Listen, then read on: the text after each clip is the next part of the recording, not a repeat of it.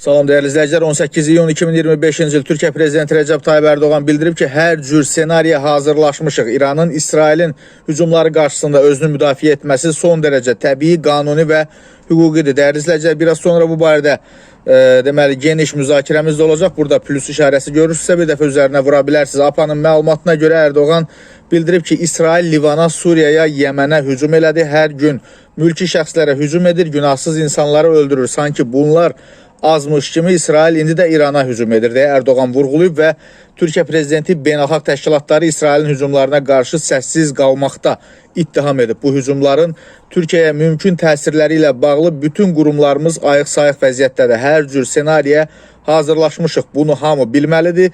Biz ərzaq dükanı işlətmirik. Dünyanın ən böyük ölkələrindən biri olan Türkiyə Respublikasını idarə edirik deyə Erdoğan qeyd edib. Onun sözlərinə görə Türkiyə zorakılığın və zülmün tərəfində deyil, həqiqətin, ədalətin, dialoqun və diplomatiyanın tərəfindədir. Bu anlayışla biz iyunun 13-dən təcavüzə son qoymaq üçün intensiv diplomatik səylər göstəririk. Cənab Trump və cənab Pezeşkiyanla ilk dəfə, daha doğrusu 2 dəfə telefon danışıq aparmışıq.